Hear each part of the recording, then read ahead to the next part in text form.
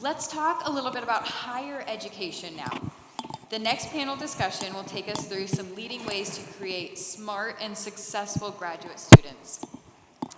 Our panelists include Brady Norval, founder and chief education officer of FindaBetterU, Dr. Emily Van Dyke, college counselor at Pacific Northwest College Pathways, Shawn, Nason, CEO of Offor Health, Dr. Raelene Ferguson Haugen, president of Raesup Educational Consulting, and Dr. Ranjit Nair, founder and CEO of Potluck Culture Solutions and associate professor at Caldwell University. Let's proceed with the discussion on careers versus majors, the liberal arts foundation of the U.S. university system, cultivating career-ready graduates. Let's hear it for our panelists.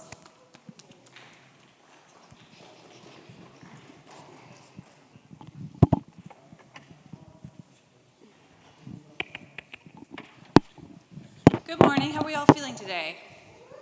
We made it this far into the conference. So on the fly, I'm going to give it a try to be our panel moderator.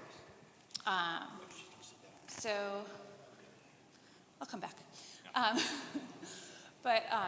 Brady, do you want to get started with 1-minute introductions, and then we can do it all in order? Yeah. My name is Brady, and I work primarily with schools, international schools, non-American and British schools around the world, mostly Latin America and Europe, helping families understand the differences between the university systems in the US, Canada, UK, Europe, and their home country. Because as we will hopefully touch on, the US system is a very unique system as far as higher education around the world. My name is Shawn Nason. I'm CEO of Offor Health and founder of a consulting group called MOFI. And I call myself a reforming higher ed person. So I worked in higher ed for 3 years as Chief Innovation Officer of a university. And so just bring a little bit of a different perspective here to the panel.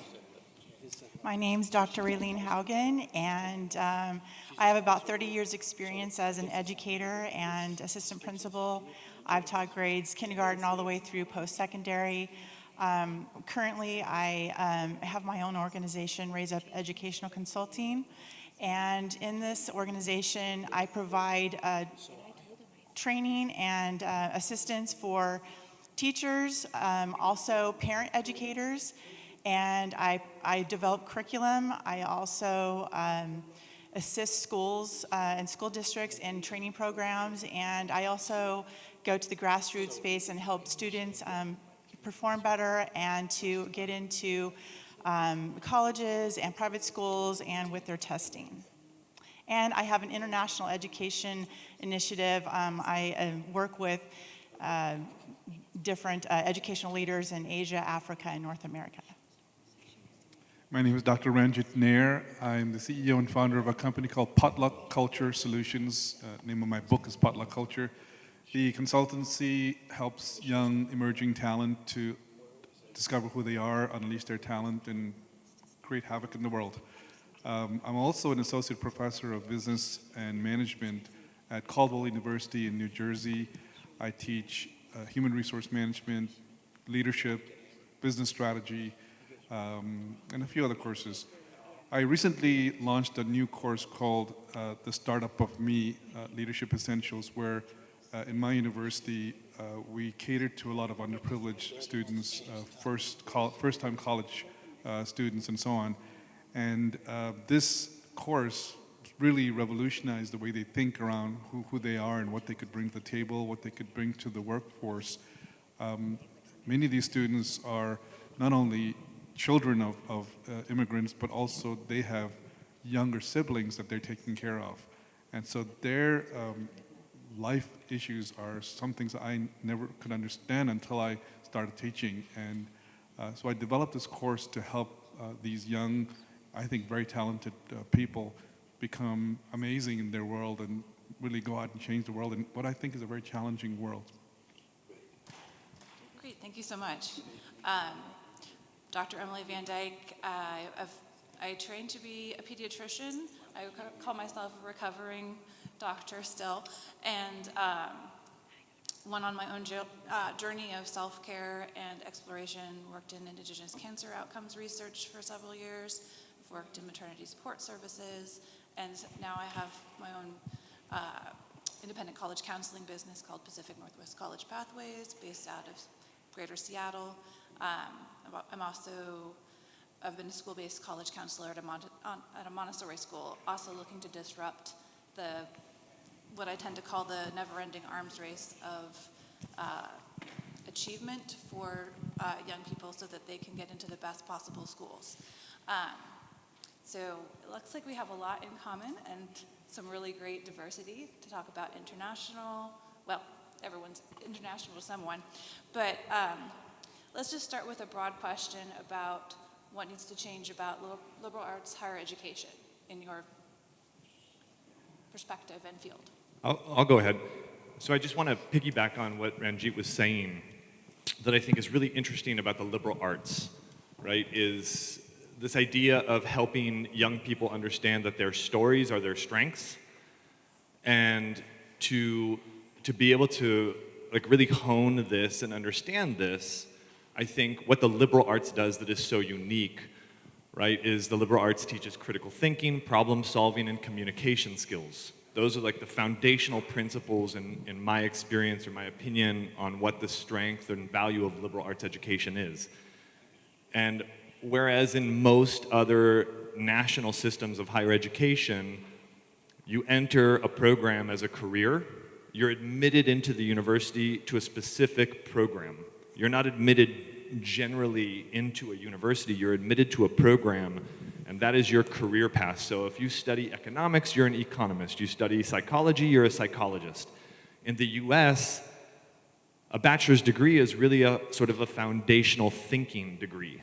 And it's about really exploring yourselves and understanding who you are and what your strengths are.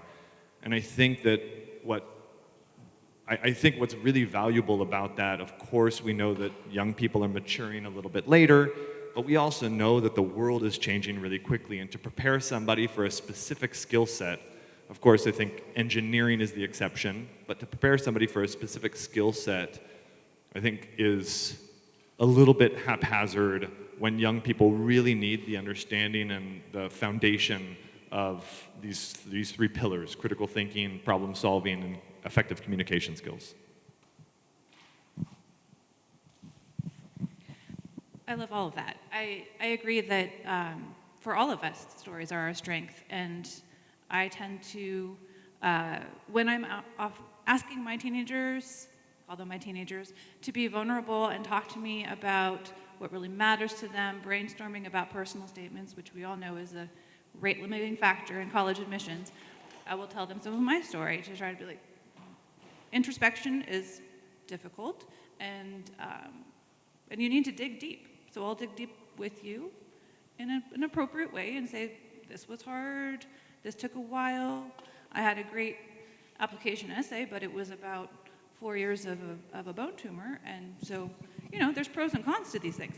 Anyway, I love foundational thinking degree, foundational thinking degree, and certainly my educational path would speak to your idea of that, we should be training students to think for the world that we think is coming, because none of us knows what they need to be trained for.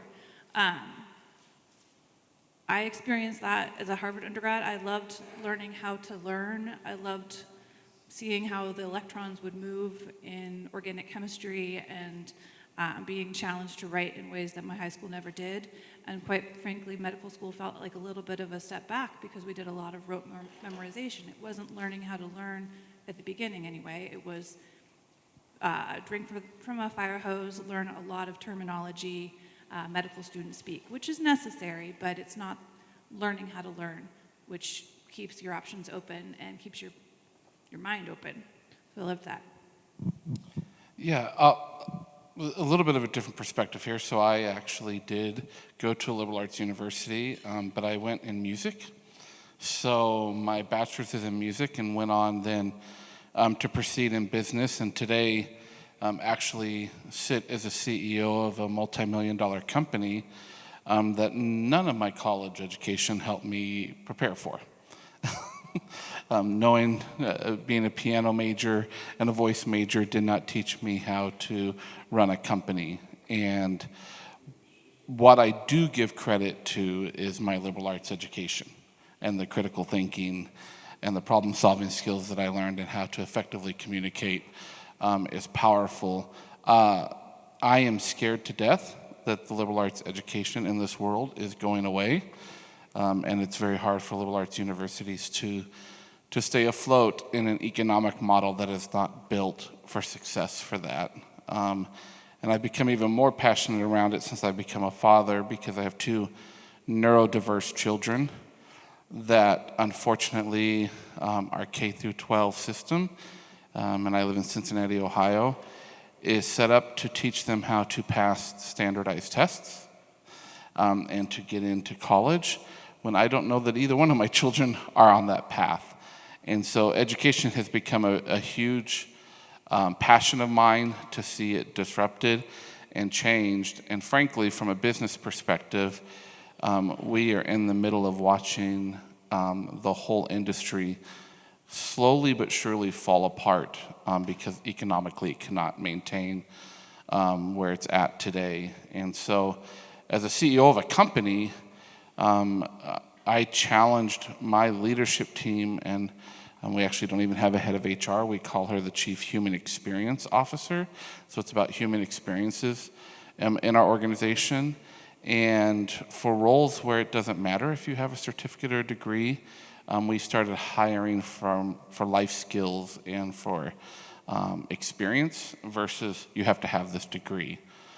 So that's been a little bit of a transformation for our organization as well since I've been a part of it. So really passionate about seeing where this goes. All right, I have a little bit of a different take on it too. So when I think about career versus majors, I'm more focused on the education field and training our teachers to be effective teachers as we think about the future of education, and not just majoring in education and coming out with the title of teacher. And I really got interested in this when I was doing my dissertation. What spurred it, well, first of all, my dissertation is on the future of education and effective instructional strategies going forward and how to build capacity in those strategies. What spurred that research was, while I was still in the field teaching, I started seeing more and more parents pulling their kids out of our schools, and they were teaching them themselves, or they were collaborating with maybe a charter school, but still like part-time at home, or they were doing hybrid education, part-time at a school, part-time at home, or full-time homeschooling. Not only that, but studies show that students who are homeschooled are outperforming children in traditional schools by up to 2 grade levels on standardized tests. So I set out to figure out, what are these parents doing that are not trained educators that is so effective? And when I talked with some of them, I had an opportunity to talk with some of them as they were pulling their children out. They said it's not the teachers, it's not how they're, it's just that we have other opportunities that traditional schools can't provide. So in my study, long story short, what I realized, and it makes sense, is that they were providing experiential learning. They were providing enriched learning opportunities for their children that were engaging. Their children were having fun while they were learning. They were going out in the community. They were implementing what they read in the books with their hands, with experiences. They were collaborating with community.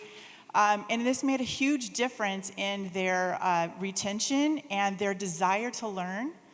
And so my final recommendations of my study was that we need to collaborate with universities, curriculum designers, policymakers, and the community. And when I think about the university system, we need to train teachers how to teach STEM education It's a good theory, but how do you actually teach it? How do you plan for it? How do you organize it? How do you provide experiential learning? How do you organize your time? It's not, you can't do it in these 1 hour blocks of time that we've been taught to do for so long. Worksheets aren't as effective, just by themselves. So I think university systems really need to focus on having courses on how to teach teachers to teach in the way that is the future of education. Excellent stuff, Raelene. I want to bring this conversation back to the jobs, preparing students for jobs.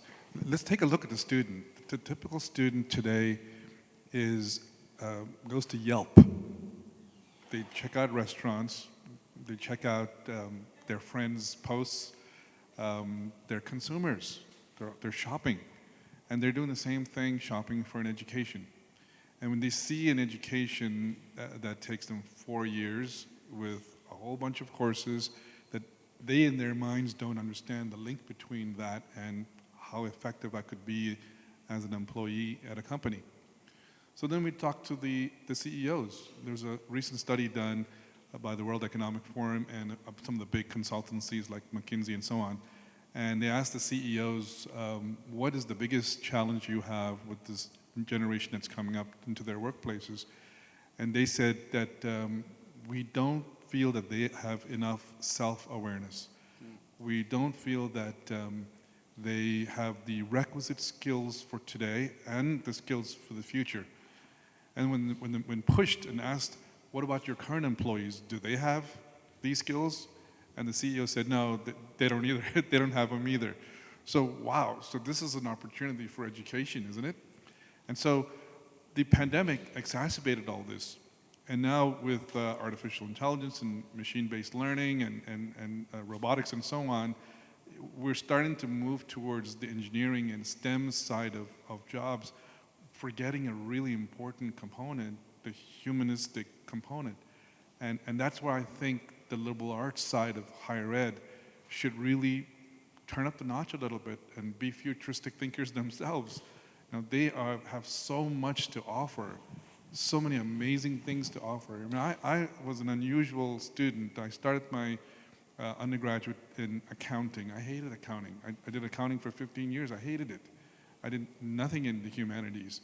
And then I did my graduate degree, my MBA in information systems guy. You know who I really am? I'm a human resources executive. I changed careers from accounting to HR 20 years ago, and my life changed. And here I am at a liberal arts university, rubbing shoulders with some of the greatest talent there is in humanities, and they really have a lot to offer. The opportunity, though, for liberal arts universities and the humanities side of things would be to take a look at what these consumers need and what they're looking for. Sometimes the consumers don't know themselves what they need. So how do you get critical thinking, cultural competence, feeling and having empathy for others, having a global mindset, knowing where some people came from and why, how those experiences shaped their lives. And then to Raelene's point about experiential learning, you know all these LinkedIn posts on jobs, right? It says 2 years experience and it's entry level. Really? Wow, it shocked me. But I think what they're getting at is the 2 years of experience is experiential that you need to get while you're in college. That's what they're getting at. And that experience is working in teams, working and solving problems critically, looking at problems differently. You might see something else that's wrong. And I think the liberal arts foundation sets the tone and sets or helps develop these transformative leaders for what we need, a just world. I think that's super interesting. I'm going to piggyback on you again, and I'm going to try and be quick. But when we're talking about that, I think there's a little bit of a branding problem with liberal arts. I think it's the parents who really want the professionalization. They want their kids to come out with an employable skill. And I think what's going on, like if we look at when I explain a liberal arts education to people and I explain what a major is and that it's only like 30% of what their overall education is going to look like, in university, and then they're going to have electives, they're going to have general ed courses, they can have a minor, a double major, things like that. When I look at this panel, I think all of us, I have a friend who calls it slash learning, and if you go to like a LinkedIn bio, you're going to see anyone up here, and they're a founder slash CEO slash author slash speaker slash professor. So we are not like a single career person anymore. So the liberal arts, if they could incorporate or if they could rebrand this idea and explain to parents and young people the value and the strength of having many different skill sets through these foundational aspects, I think it could just do wonders for people, because we realize we're moving more and more to this slash culture. I have a question for Brady and Ranjit. So if we need to transform the liberal arts sector of the education system, how do the teachers learn how to do that? That's where we need to start.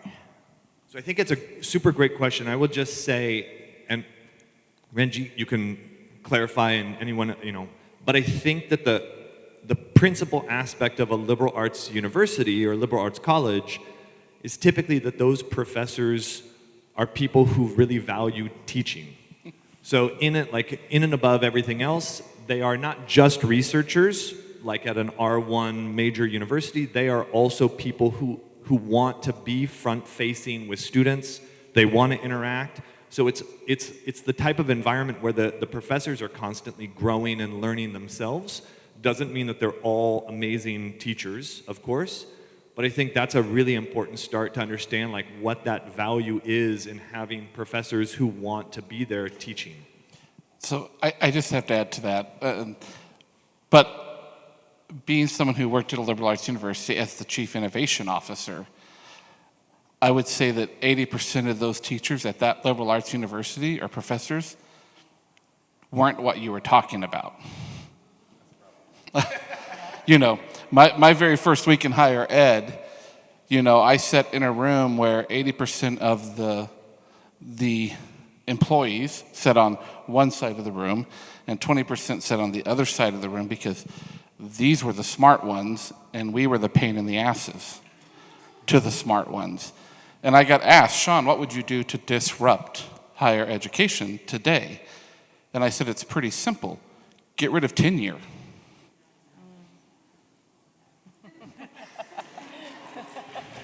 Get rid of tenure, because you know what? There are professors who are very comfortable sitting, doing nothing, challenging our students. And liberal arts educations continue to rise in cost every year, and then we use this bullshit metric called the discount rate. So let's really be transparent, take discount rates out. Let's say this is what it really costs to go to our university, and get people in there who really do want to teach. Yeah, those are buzzwords that are, tenure and budgets and discount rates. I'm going to have nightmares tonight. But I tell you what, we can drink together later. Some of the things that my university is doing, and I'm personally doing, are things like co-teaching. So I may look young, but I'm an older guy, and I teach with a younger student, a younger professor. He's a graduate from an MBA grad from our university, and he and I teach a course. I'm twice his age, and we role play literally on the fly. I wouldn't even practice this on situations like interviewing and solving a problem and maybe having a conflict resolution situation, and we're role-playing based on the topic at hand. And I tell you, these students, 20 of them in the classroom, just last semester, sitting in the classroom looking at us, and their jaws drop. They've never seen this live action teaching, and that really changed and shaped the way they think. The second way what we're doing is trying to get more hybrid kind of learning opportunities. So in classroom, face-to-face, but also remote, however you want to define remote, bringing the world into the virtual classroom, so to speak, showing videos of professors, some of the liberal arts stalwarts, but also some of the younger emerging professors who started their teaching careers, and having videos of them showing their expertise in a certain topic. So now the student has a variety of experiences from different perspectives, and a montage of different types of ideas from different people, from different walks of life and different experiences, and that really adds to the classroom learning. I would just say, we've got a little under 10 minutes left, but I'm going to do a quick comment and then open it up for questions if you'd be willing to give us a quick question. I think U.S. higher ed is a system optimized for the outcomes we're getting. I wouldn't anticipate the abolishment of tenure right away, but I think it is important to remember that there are a lot of activist-leaning, intelligent people who want to disrupt higher ed, and they're too afraid to speak out for fear of never getting tenure. And so once you are in the system long enough to be considered for tenure, some of that fire tends to be dampened down. So I agree, we need to think about how do we change that structure, even if we don't completely disrupt the system so that it's completely different and people who are working towards tenure. Yeah, there are some very good tenure professors as well. Please, audience. David Sellers, I'm with BDCI. We are the exact opposite of liberal arts. We're accelerated programs for engineering and architecture. So we are fulfilling what might come after a liberal arts degree if they're trying to get into an AEC role. We're talking about careers and majors, cultivating career-ready graduates. There's different stakeholders. We have students, teachers, parents, the education system, LinkedIn job posts. What, if you had to pick one, should be the thing that changes so that people can understand it from a different perspective? Do the job postings need to change? Does the student's perspective need to change? Do the parents need to have an attitude adjustment? What's the one thing, I know it's everything, but what's the one thing you would suggest to realign what Brady was talking about, this liberal arts rebranding or the student's perspective? What's the one thing you would suggest as the mental shift? Thank you. So really quickly, so do you guys offer a B Arch or an M Arch? No, we're a certificate program right now, and then looking at associates. So Interesting. Just skills, yeah. So it's interesting. I mean, just like this is sort of out of left field, but like architecture, for example, in the U.S., I have a lot of students who like start an architecture program in Mexico at like, you know, the University of Monterrey or something like this, which has an amazing program. But in the U.S., we have 5 different degrees that are all called architecture, but only one of them that is actually a professional architecture degree. So we have like a Bachelor of Fine Arts that's drawing. We have Bachelor of Arts in architectural history, things like this, but only the B Arch or the M Arch is a professional architecture degree, and I think that's really confusing. It's extremely confusing. You and I need to get lunch today to talk about it. And I think that this kind of idea, of course, I think like if Harvard and Stanford create a trend, lots of universities follow it. Yep. And I think if these are schools that were willing to speak out and make things a little bit more streamlined and emphasize, I mean, they emphasize the liberal arts. People say like, oh, I'm going to go study business at Harvard. You can't study business at Harvard, only the MBA. But people don't know, like they don't know that because Harvard never disassociates themselves from this like fallacy.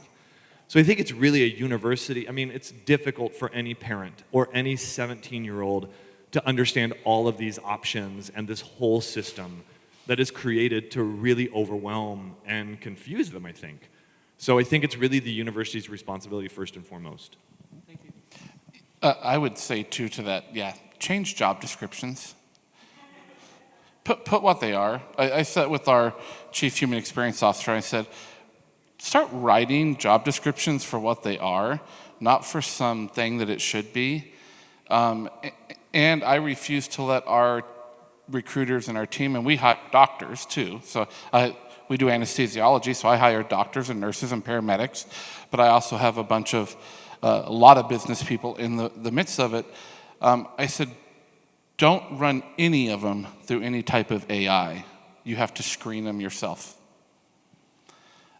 Which I don't know that my HR people love me, because I said, you're missing the human element as we keep running resumes through some AI engine, that we might miss the best candidate because the job description was written wrong, or they don't know how to write a resume the correct way.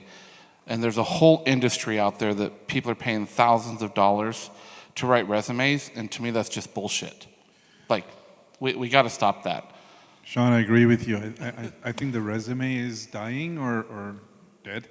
But there are a lot of TikTokers out there that promote how to write a resume. Oh. And it still looks the same thing, the same way, right? Look, I think we can incorporate some of the liberal arts thinking into showcasing who you are as a candidate.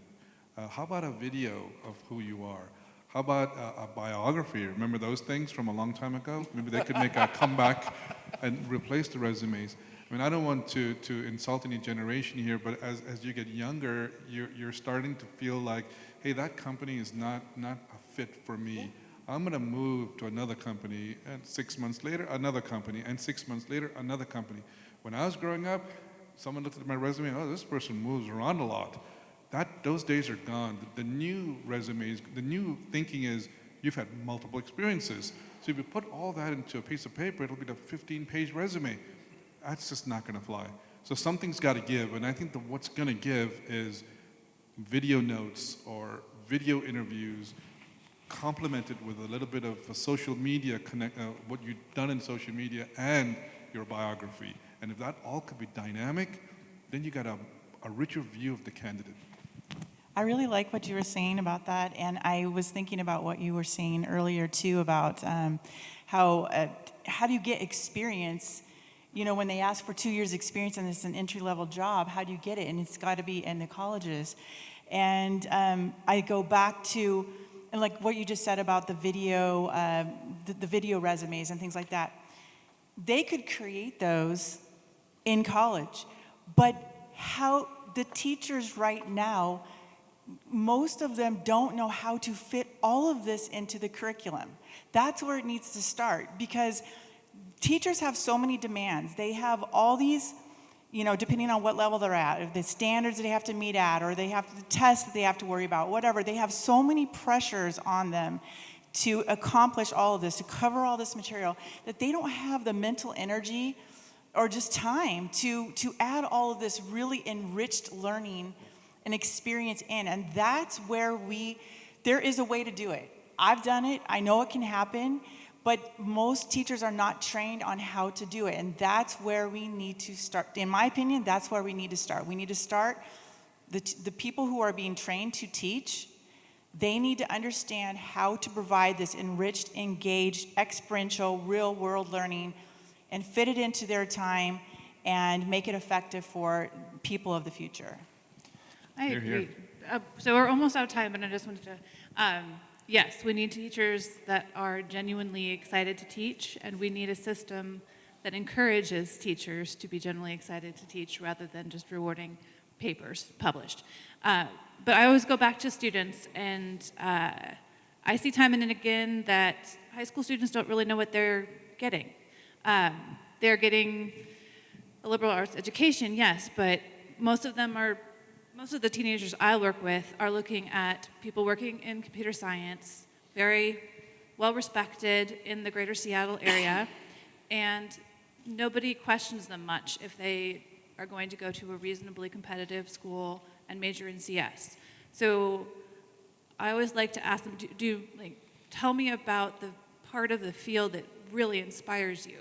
And often that will lead down an important pathway, because often they really haven't looked into the myriad options that even exist right now within CS and really found, yes, there's something I love, or, when I look at these people's day-to-day, I'm realizing this is not the right career for me. So I think it's important to dig down early and on an iterative basis between early on in high school all the way through college and beyond, but do I know what I'm getting into, and will I love it?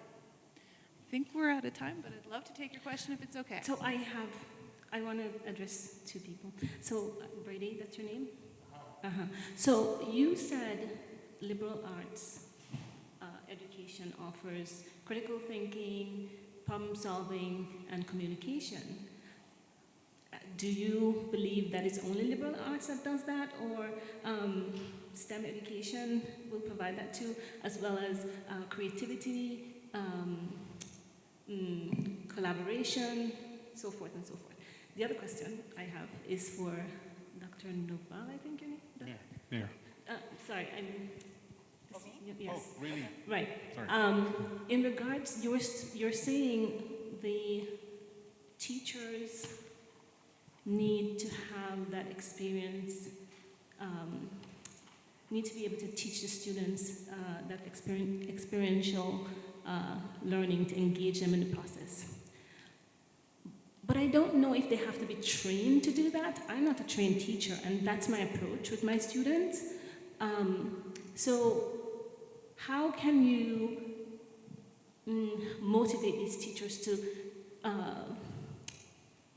create, like to become creative, and even if they don't have the learning, how can they use what they have to create what they don't have?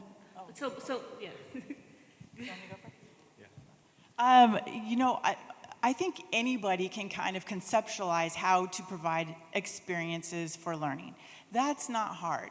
What's hard is I have 1 hour here to make sure I cover this material, and experiential learning takes time. It takes class time, it takes planning time. It's not, and if you want to make sure that you've covered all this material or you meet these standards or whatever, it's a lot to do. And most teachers don't know how to do that because and to fit it within all the parameters that they have. That's what they need to be taught how to do. And it might require integrating different subjects together. Maybe you integrate science, social studies, language arts, all into one project. You cover it over 4 hours instead of 1 hour blocks a piece. Add in personalized experiences, bring in their family histories, and that goes along with what we've been talking about, the human element. They are just not trained on creative ways of thinking about how to cover the material when they're in the university system. So when they go into the classroom, yes, they have all these ideas, they sound great, but how do you really mix it in with everything that they have to cover? They're not really being trained on how to do that, and I'm glad that you are able to do that, but a lot of people can't or don't know how. So it's not that, it's a great question, and I think many STEM fields are creative and focusing on these areas also, but I just think that is, when we think about liberal arts, when we think about the humanities and the social sciences, and people say, well, why would I pay for my kid to go study philosophy? Why would I pay for my kid to study anthropology? It's less what they're studying particularly, and more that these things, the foundation of these areas, is the critical thinking, the problem solving, the effective communication. When somebody graduates with those degrees, they've read, they've written papers, they've talked about ideas and theories, they've argued and debated. So I think that it's not that STEM isn't doing that necessarily, it's that this is the piece. These are the skills that are very transferable to all kinds of different professions and careers and futures and ideas that is valuable coming out of a liberal arts education. And I just don't think people know, I don't think we have done a good job of helping teach what that education really means. Okay, that's clear. Thank you. This time we really are out of time, but I would invite you to come find us at lunch. As you can tell, we're all deeply passionate about this, and we just barely got going on everything. We've been thinking about these things for years. So thank you so much.